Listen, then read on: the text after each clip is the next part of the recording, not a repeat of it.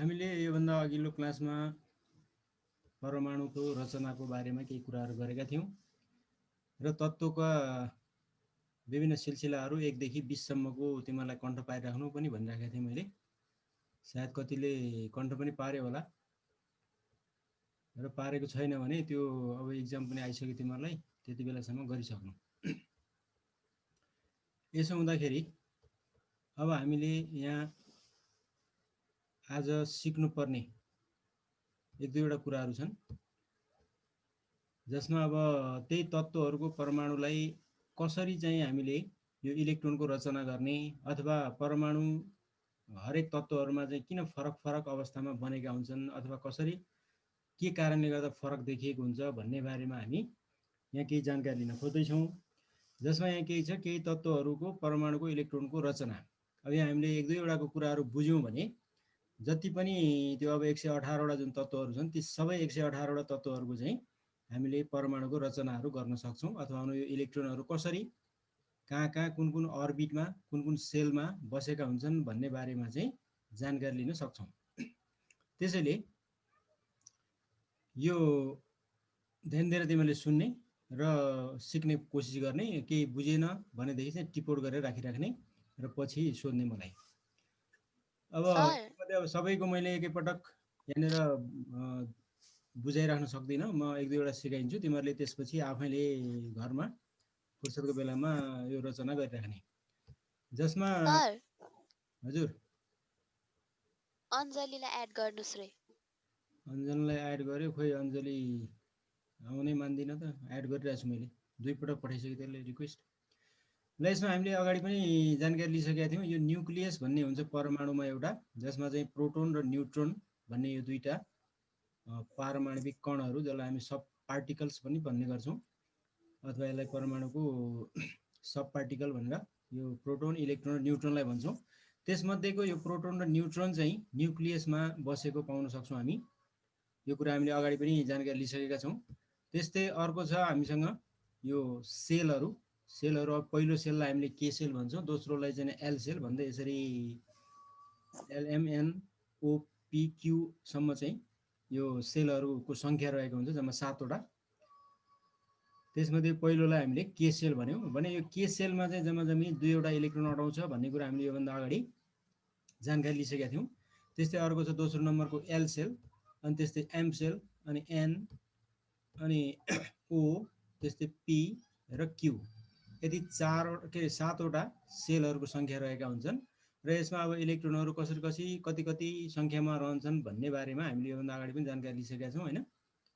जसमा 2n² को फर्मुलालाई युज गरेर हामीले यो काम गर्न सक्छौँ भन्ने कुरा थियो। जहाँ तिमीहरूले देख्छौ यहाँनिर के सेलमा 2 वटा इलेक्ट्रोनहरू मात्रै अटाउन सक्छ भने एल सेलमा चाहिँ 8 वटा इलेक्ट्रोन अटाउँछ, एम सेलमा 18 वटा अटाउन सक्छ भने एन सेलमा 32 वटा, त्यस्तै ओ सेलमा 50 वटा हो भने पी सेलमा चाहिँ तिमीहरूले 72 वटा इलेक्ट्रोनहरू अटाएको देख्न सक्छौ भने त्यस्तै गरी क्यू सेलमा चाहिँ 98 वटा इलेक्ट्रोनहरू अटाउन सक्छन्। यसको क्षमता चाहिँ यति हुन्छ। तर सबैमा यो नियम चाहिँ लागू हुँदैन है। यो कुराहरू सर्टेन यो 2n² को नियम चाहिँ पछि गएपछि भनेको अलिकति यो 18 भन्दा तल गइसकेपछि अनि त्यहाँ चाहिँ यसले अर्को फेरि सब सेलहरूको कामहरू गर्छ र त्यो सब सेलबाट यी कुराहरू फुलफिल भइरहेका हुन्छन्। त्यसैले अहिले हामीले बुझ्नुपर्ने भनेको के, एल, एम र एन सेलसम्मको परमाणुको रचना गर्नुपर्ने हो। त्यसैले जानकारी चाहिँ हामीले लिइराख्नु पर्यो। 2n² को नियम अनुसार केमा 2 वटा इलेक्ट्रोन मात्रै अटाउँछ, एलमा 8 वटा इलेक्ट्रोनहरू अटाउँछ, त्यस्तै एममा चाहिँ 18 वटा अटाउँछ भने एनमा 32 वटा अटाउँछ। तर यो अक्टेटको नियम भन्ने फेरि एउटा नियम आउँछ, जुन नियमले गर्दाखेरि प्राय जसो इलेक्ट्रोनहरू यो अन्तिम सेलमा भनेको यो के सेल अन्तिम छ भने यसमा 2 वटा मात्र इलेक्ट्रोन बस्न खोज्छ, एल सेल अन्तिम छ भने यसमा 8 वटा इलेक्ट्रोन बस्न खोज्छ, त्यस्तै एम सेल छ भने पनि यसमा पनि 8 वटा बस्न खोज्छ। यसरी अन्तिम अर्बिट जतिवटा छ अथवा अन्तिम सेल जुन छ त्यो सेलमा चाहिँ अन्तिममा 8 वटा इलेक्ट्रोन बनाउन खोज्ने चाहिँ यो तत्त्वहरूको अथवा परमाणुको एउटा गुण हुन्छ, विशेषता हुन्छ। हो त्यो विशेषताको आधारमा यिनीहरूले चाहिँ यो हरेक परमाणुको अन्तिम सेलमा चाहिँ 8 वटा इलेक्ट्रोन बनाउन खोज्छन्, जुन नियमलाई चाहिँ अक्टेटको नियम भनिन्छ। त्यो कुरा पनि हामी पछि जानकारी लिउँला। नमस्ते सर। नमस्ते।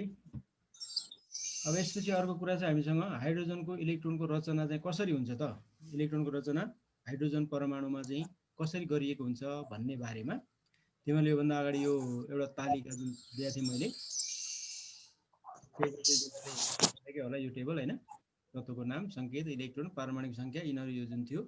अनि यो इलेक्ट्रोनको रचना गरेका यो KLMNमा चाहिँ कुन कुन तत्त्वको कति कतिवटा इलेक्ट्रोनहरू कहाँ कहाँ रहेका हुन्छन्, एलमा कति, केमा कति भन्ने कुरा। जस्तो अब यहाँ हाइड्रोजनलाई हेर्ने हो भने हामीले हाइड्रोजनको चाहिँ जम्मा एउटा इलेक्ट्रोनको सङ्ख्या हुन्छ, अनि पारमाणविक पिण्ड 1 हुन्छ, पारमाणविक सङ्ख्या 1 हुन्छ, प्रोटोनको सङ्ख्या 1 हुन्छ, न्युट्रोनको सङ्ख्या 0 हुन्छ, र के अर्बिटमा अथवा के सेलमा मात्रै जम्मा एउटा इलेक्ट्रोन हुन्छ। इलेक्ट्रोन एउटै भएको भएर के सेलमा चाहिँ एउटा हुन्छ। तर हाम्रो नियमले के भन्छ भन्दा के सेलमा दुईटासम्म इलेक्ट्रोन अटाउँछ भन्छ। तर त्यसो हुँदाखेरि अब यसमा एउटा मात्रै भएपछि दुईटा त कहाँबाट ल्याउने होइन, त्यसैले यसमा एउटा मात्रै इलेक्ट्रोन रहेको हुन्छ। तर हिलियममा चाहिँ अब यहाँ दुईटा इलेक्ट्रोन भएको कारणले गर्दा जम्मा इलेक्ट्रोनको सङ्ख्या चाहिँ दुईटा भएको भएर यसको चाहिँ के सेलमा दुईटा अटायो र दुईटै इलेक्ट्रोन यहाँ रह्यो, अनि एल सेलमा चाहिँ केही पनि भएन, बाँकी रहेन। तर लिथियममा जाने हो भने यसको चाहिँ इलेक्ट्रोनको सङ्ख्या 3टा छ। अब यो 3टा इलेक्ट्रोनहरू मध्ये दुईटा इलेक्ट्रोन चाहिँ के सेलमा अटाउँछ, अनि बाँकी एउटा रहन्छ, 3टाबाट 2टा घटाएपछि एउटा बाँकी रहन्छ। त्यो एउटा इलेक्ट्रोन चाहिँ अब एल सेलमा जान्छ। अब यहाँ हुन त एल सेलमा 8वटासम्म इलेक्ट्रोन अटाउँछ भनेर हामीले 2n² नियमले जानेका छौँ। अब त्यो 8वटा मध्ये अब यहाँ जम्मा एउटा मात्रै छ भनेपछि अब 7वटा त फेरि खोज्नु पर्यो अन्त। त्यसैले जति बाँकी हुन्छ यहाँ भएका इलेक्ट्रोनहरूलाई नै हामीले यो KLMNमा चाहिँ भाग पुग्यो भने बाँड्दिने हो क्या, जहाँ जति अटाउँछ त्यो आधारमा बाँड्दिने। जस्तो कि अब यहाँ फ्लोरिनमा कुरा गर्ने हो भने जम्मा 9वटा इलेक्ट्रोन छ। अब यो 9वटा इलेक्ट्रोन मध्ये के सेलमा चाहिँ हामीले दुईटा इलेक्ट्रोन अटाउँछ भने यहाँ दुईटा लेख्यौँ। अब बाँकी रह्यो 7वटा, त्यो 7वटा इलेक्ट्रोन चाहिँ एलमा अटाउँछ, किन भन्दा यहाँ चाहिँ 8वटासम्म इलेक्ट्रोन अटाउन सक्छ। त्यसैले एउटा कम भएको 7वटा इलेक्ट्रोन चाहिँ यहाँ राखियो भनेदेखि अब यहाँ म्याग्नेसियमको कुरा गर्ने हो भने यसमा चाहिँ 12वटा इलेक्ट्रोनहरू छ। अब यो 12वटा इलेक्ट्रोन मध्ये अब हामीले 2n² को फर्मुला लाउने भने केमा दुईटा अटाउने, त्यसैले यहाँ दुईटा अटायो। अब एलमा 8वटा अटाउने, यसमा 8वटा अटायो, 8 र 2 10 भयो। अब बाँकी रह्यो दुईटा। अब यहाँ चाहिँ 18वटा इलेक्ट्रोन अटाए तापनि जम्मा दुईटा बाँकी भएको भएर यसमा चाहिँ दुईटा इलेक्ट्रोन गयो। यसरी इलेक्ट्रोनको रचना 2n² को नियमबाट गरिएको हुन्छ, जसलाई चाहिँ इलेक्ट्रोन विन्यास भनेर पनि भन्ने गरिन्छ। अब यहाँ हेरौँ हामीले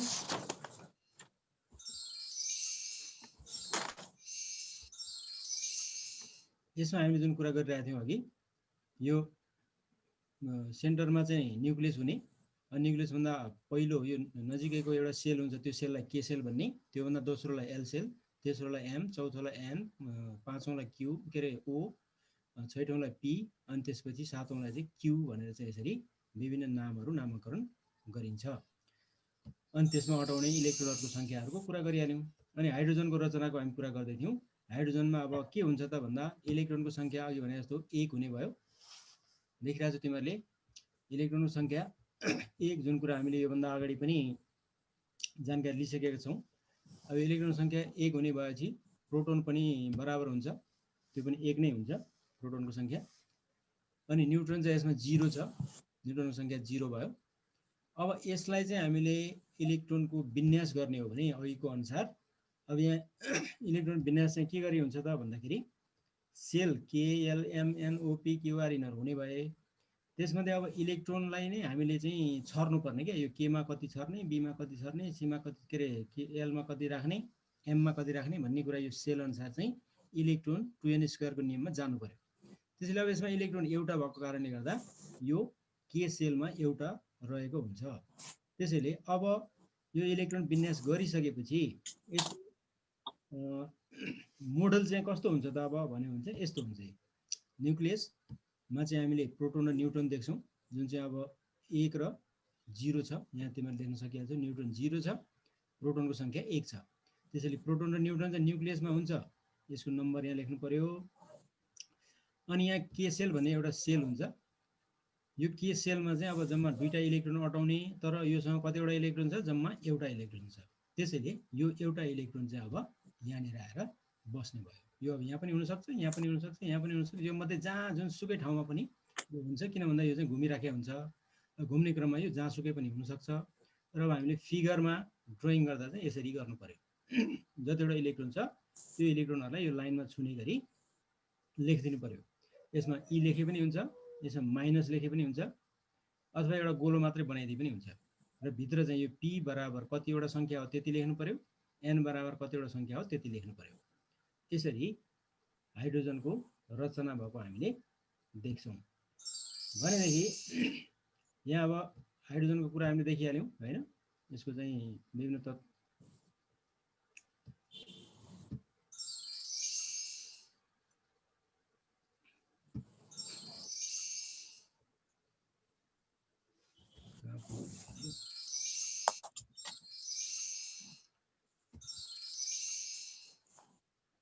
हाइड्रोजनको हामीले यसरी देख्यौँ।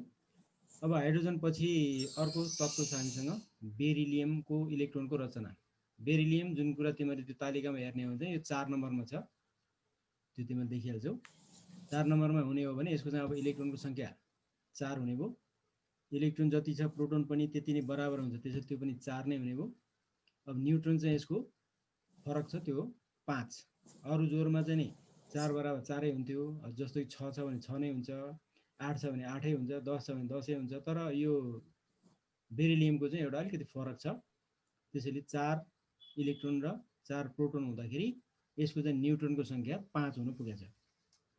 अब यसलाई इलेक्ट्रोन विन्यास गर्ने हो भने के हुने रहेछ त भन्दाखेरि यो इलेक्ट्रोन 4वटा छ, जसलाई हामीले के र एल सेलमा फाल्नु पर्यो। बेरिलियमको इलेक्ट्रोन विन्यास गर्दाखेरि यसरी देख्न सकिन्छ।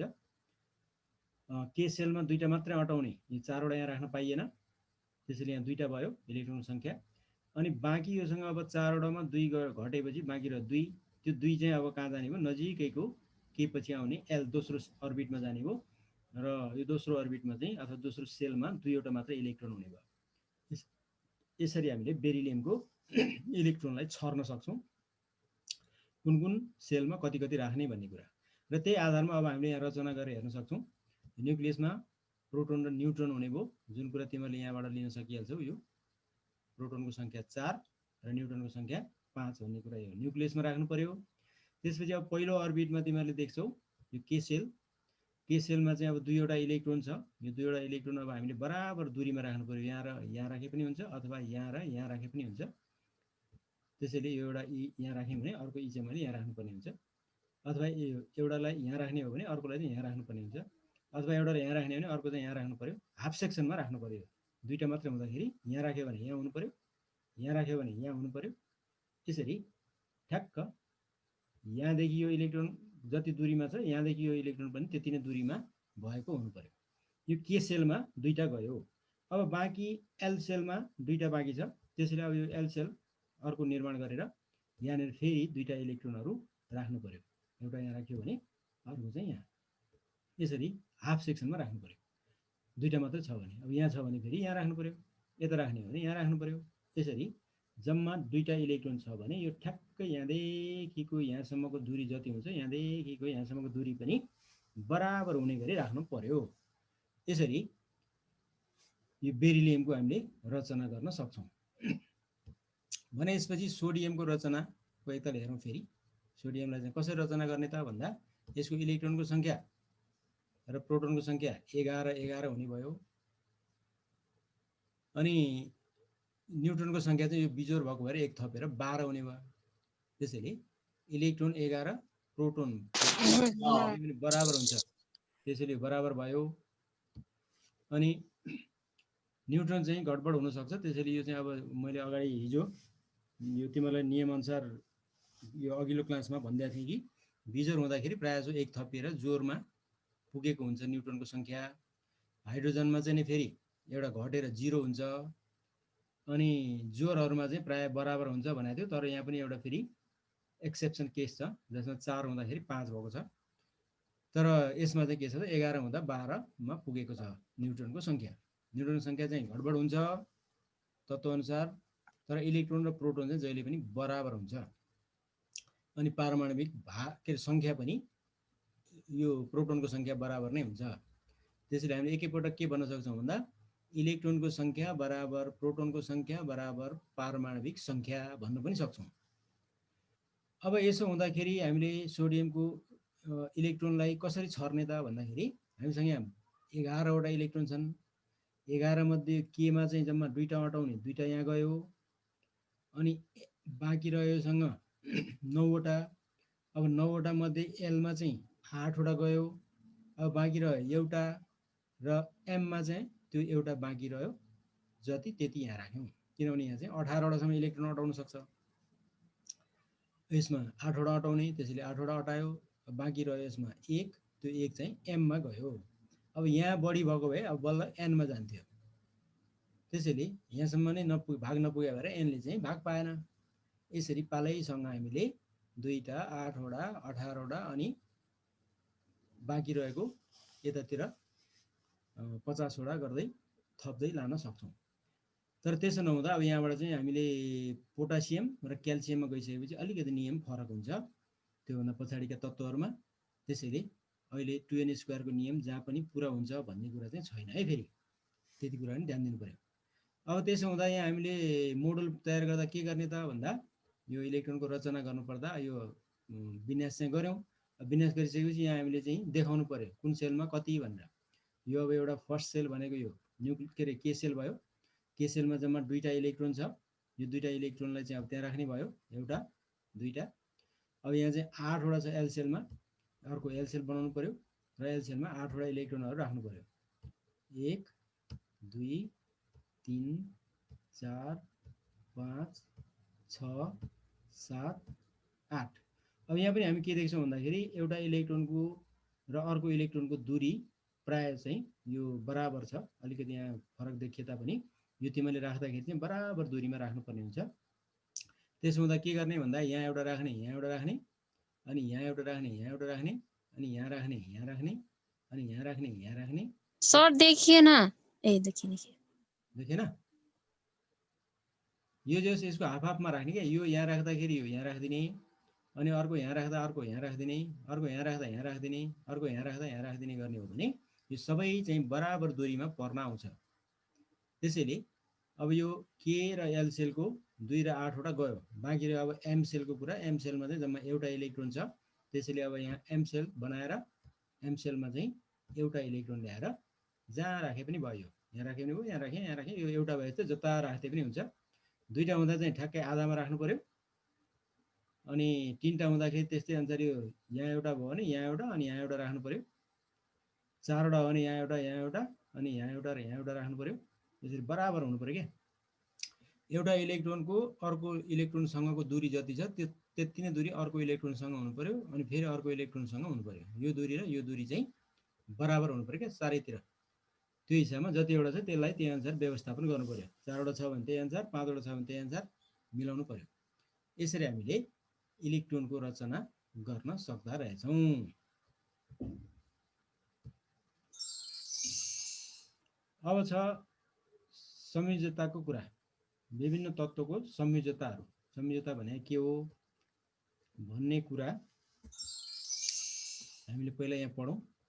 संयोजकता भनेको चाहिँ यसको परिभाषा हामीले यसरी लिन सक्छौँ। तत्त्वले प्रायःसो अब यो कतिपय तत्त्वहरू रासायनिक प्रतिक्रियामा भाग लिने हुन्छन्, कतिपय तत्त्वहरू रासायनिक प्रतिक्रियामा भाग लिँदैनन्। र रासायनिक प्रतिक्रियामा भाग लिने जुन तत्त्व हो त्यो तत्त्वले चाहिँ के गर्छ अरे भन्दाखेरि यो यौगिक बनाउनको लागि इलेक्ट्रोनहरूको आदान प्रदान गर्छ। र त्यो आदान प्रदान गर्ने जुन इलेक्ट्रोनको सङ्ख्या हो त्यो सङ्ख्यालाई नै हामीले संयोजकता भन्छौँ।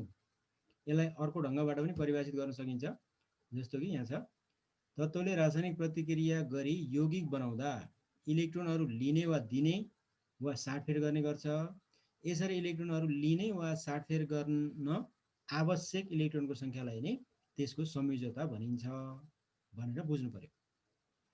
भन्नुको अर्थ इलेक्ट्रोन लिने पनि हुन सक्छ, कसैले लिन्छन्, कसैले दिन्छन्, कसैले चाहिँ